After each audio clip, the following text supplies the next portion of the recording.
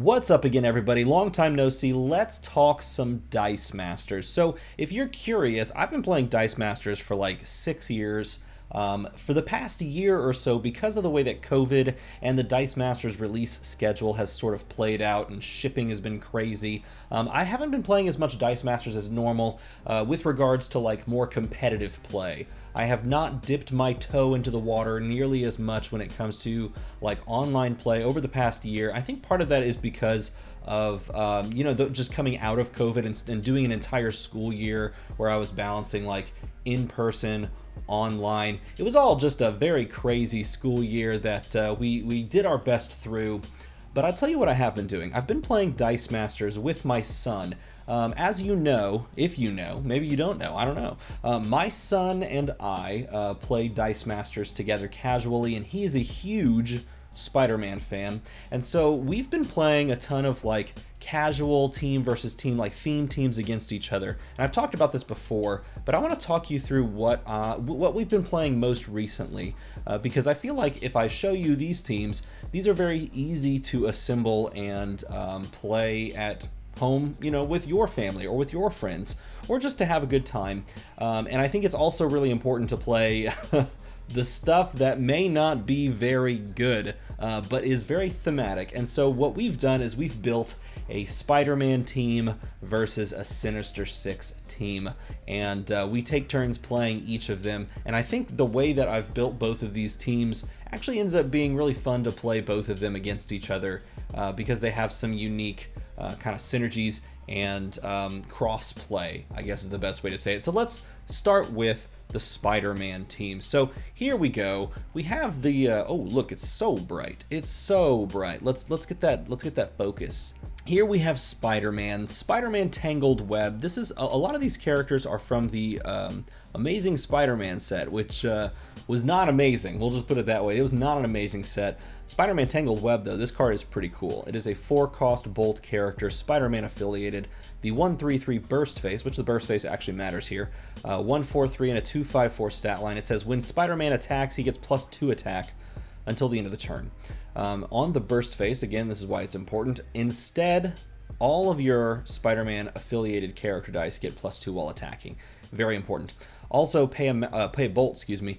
Target character die gains the Spider-Man affiliation this turn. Okay, so this is all about Spider-Man and his girl, Mary Jane. You know Rare Mary Jane. We pulled this like last year when we were opening this set.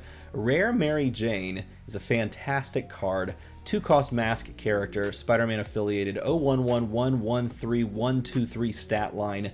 She's got the ally text, which we're not going to make use of, so don't worry about it. She says when fielded, target non-villain character die you control gains Overcrush this turn. If you target Spider-Man, he also gets +1. So we have this beautiful little combo of a 4-cost Spider-Man, right? A 4-cost Spider-Man that gets stronger when he attacks, and he's already got a good stat line for a 4-cost. He's got the 3-3-4-3-5-4 stat line. And he gets +2 when he attacks. If you just attack with him, you're like happy. But then you give him Overcrush, and that's really, really spicy. And if you give him Overcrush, you give him an extra point. Plus, if you get him on the Burst Face, everything you attack with gets +2, which is gross. So this is the combo that we kind of have set up for the Spider-Man team. It's a great combo. Let's talk through the rest of the team. You can see these cards have had, their fair share of wear and tear from a 5- and 6-year-old playing with him. White Tiger, New Avenger. I actually have 2 different White Tigers that we kind of pivot between. This is the one we've played most. New Avenger has a 3-cost Fist character of Spider-Man affiliated. A lot of these are going to be that way. 013-124-245 stat line. When you field a sidekick, White Tiger gets +1 attack until the end of the turn. This is just a nice, like, fair card, and I think that's the most important thing that we're going to see in these cards, is that none of them are absolutely well, this combo is really good. None of them are absolutely like super meta crazy, and none of them are super hard to understand. They're all very easy and intuitive to kind of pick up and understand, and that's important when playing with my 6-year-old, because he can really understand a lot of stuff, but I don't want to lose him on something very, very just out there and esoteric. So I picked cards like this, which are very easy to understand. We also have, where's the other one? I don't know where I put the other one. There's a White Tiger Mystic Amulet. I know I have it sitting around somewhere. You can look it up, or I'll put it on the screen or something like that. That's another fantastic card that we kind of pivot between as well. A little bit more complex, though. Miguel O'Hara's on here because he's cool and it's shiny and my son likes that, and he's also just really cool. Like I said, a 1/4/2, 1/5/3, 2/5/5 stat line. When he KOs a character die with combat damage, send the KO'd character die to its owner's bag. So it's just a little bit of an added threat. He has a beefy stat line. He gets even crazier if you can get the 3/3 side on Spider-Man because they get +2A while attacking. And that's just gross. Plus, you can also target him with MJ and give him Overcrush, which is really good. And that's the other thing, too, is there's a lot of ways to just pivot for fun. You don't have to buy Spider-Man. You can buy Miguel O'Hara because he's a cool character and you want to play with him. And that's important about casual play. It's like, it doesn't have to be about the optimal line all the time, especially if you're playing a 6-year-old. Sometimes it's just fun to buy a different character and do stuff. Black Cat, Felicia Hardy, 3-cost mask, Spider-Man affiliated, 022, 142, 254 stat line. After resolving combat damage, reroll any characters that blocked Black Cat, which is pretty cool. She's got a beefy stat line for a 3-drop. She creates some problems, some threats. If something actually does survive, you can remove it by rerolling it. And that's important when you look at the Sinister Six and some of their stat lines as well. This one's one of my favorites. I never played with this card back in the day, and it works perfectly in theme teams. Firestar New Warrior, 4-cost Bolt character, Spider-Man affiliated, 132, 244, 354 stat line. Is so painful to field her. But if you do, you can sacrifice her to deal 3 damage to all villains. And again, we're playing a Sinister Six versus a Spider-Man team. So there's going to be villains.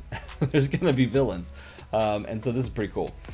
It's a good little pivot board clear scenario. All right, Black Widow Professional, 3-cost shield character, not Spider-Man affiliated, Avengers affiliated.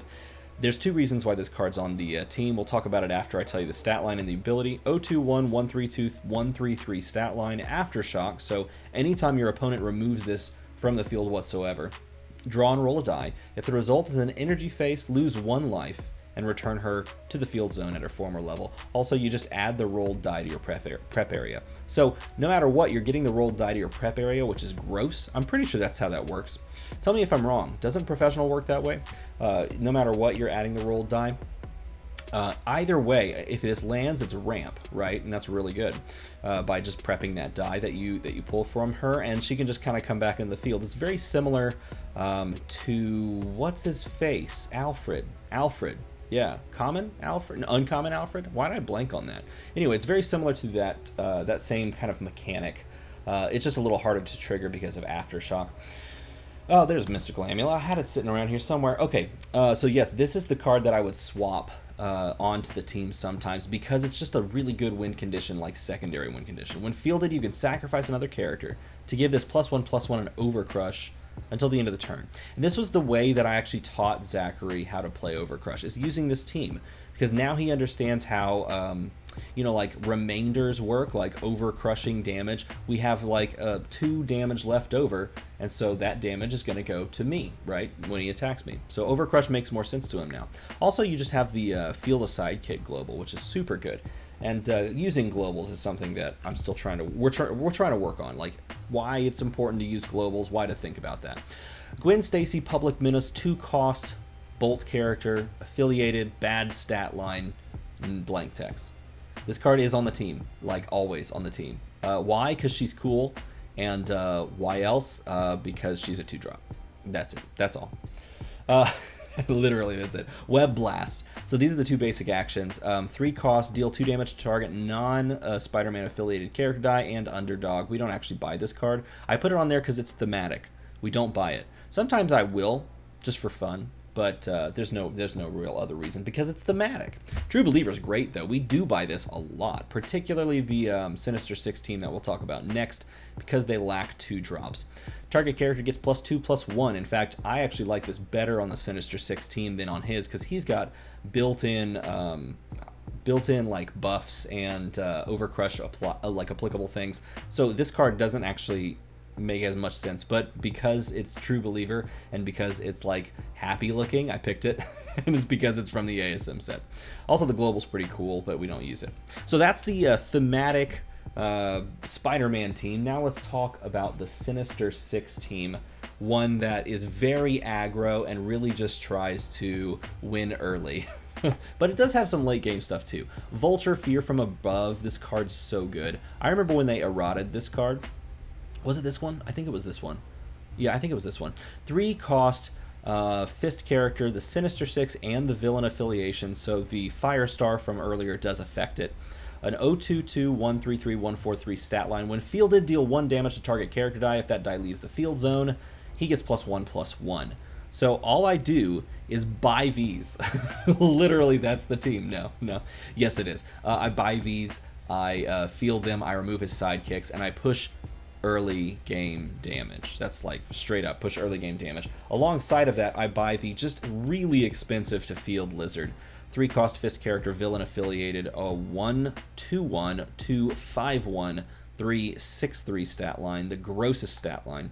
While he's active, though, when any character die leaves the field zone during your turn, like target character die can't block Lizard. So if you buy these and you can somehow get this guy out in the field and just like not absolutely hate yourself for paying the fielding cost, then he combos very well with Vulture. Remove a sidekick or a 1/1 Mary Jane with Vulture, and Lizard is harder to block, and Vulture is more beefy, and they're down 1 blocker. So again, it's very aggro, very early game. Next we have Sandman. I don't care about this card. I put it on there because it's Sinister Six. That's literally it. I think I've bought it once because I just felt like spending 4. And sometimes, again, in a theme team build, you just spend 4 and just buy something new for once. Aftershock, you can pay 1 to re-roll him, but he's so bad. 021, 132, 133 stat line. Whoop-de-doo. I mean, it's just there for the flavor. It's there for the flavor. This card, though, you do buy. Kraven the Hunter is really good at removing his board. When fielded, Kraven deals 2 damage to each opposing character die that is Spider-Man affiliated, which is everything except Black Widow and sidekicks, which is pretty cool. He's also got a 5/7 stat line, and that's really good against some of the overcrushing stuff, which buys time to try and get late game. 5 cost though, so you do have to invest in him. Just like we had a 2 cost Gwen Stacy on the previous team, we have a 5 cost blank text Electro Sinister. He's there. Sometimes you buy him just for fun. Again, sometimes you buy it just for... It's there for the theme, people. It's there for the theme, and I wanted a 5-drop again. Now, 6-drop Mask Carnage. This card is insane because you buy True Believers, and you play Carnage, and then he becomes like an 8/6 on top. 135, 255, 376 stat line. You play True Believer on him, or you play True Believer on something else, and he all of a sudden gets a buff and Overcrush. This is one of the 2 main big late game win conditions. The other one, this card, I remember playing this in drafts. I remember drafting this card and like absolutely wrecking people with it. Dr. Octopus Mr. Sinister is a 6-drop. It's so gross that he's a 6-drop. A 144, 248, 388 stat line, can't be blocked and takes no damage from Spider-Man character dice. In draft, when you would draft this set, this card was super, super bomby, which was pretty cool. Because again, if you can combine this with Vulture, you remove sidekicks. If your opponent isn't actively fielding sidekicks constantly, and they have a Spider-Man team, you just win. You just win. And oftentimes I will be like very close to death playing this team, and I'm waiting and I'm waiting, and I have like Dr. Octopus in the bag, and I draw it and I roll it on the 8/8 and I just win the game. And that's a good moment to explain that it's okay to lose. Sometimes you'll win some and you'll lose some. That is exactly that moment. And then finally we have Mysterio. This is not there to purchase, though you could, it'd be fun. But it's really more there to use the global and to teach my son about symmetrical effects and globals that you can use on your turn that benefit yourself and maybe benefit the other player. It's a really good global too, and I remember playing it a ton and really enjoying it when I was playing it in draft back in the day when I was, I guess, like 3 years ago, 4 years. When was this? 2015. Good lord, holy crap, 6 years ago. Jeez, what? Oh my goodness. The 2 basic actions are Exposed, We don't buy this technically, but I could buy this. More often, you pay the double bolt and you use that effect on the global because it's really good. The actual action is pretty decent as well. And then Betrayal. This one is on there just because it's a bad, like an evil guy looking card, so it's very thematic. I don't buy this because I don't want him to feel bad. He has not bought it either because he hasn't thought about it, but this card's really good, everybody. It's really good, so you just have to really, I don't know, you just have to weigh the options of buying it. One day, maybe, one day I'll like buy it and I'll show him the power of Betrayal.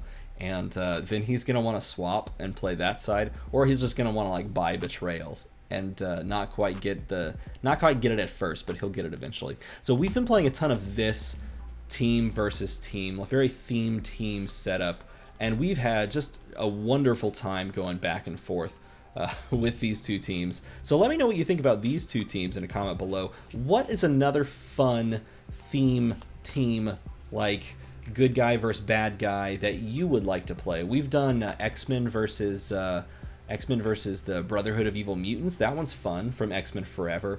I want to put together like an Adventurers versus Monsters. I think that would be a really good one that he would enjoy.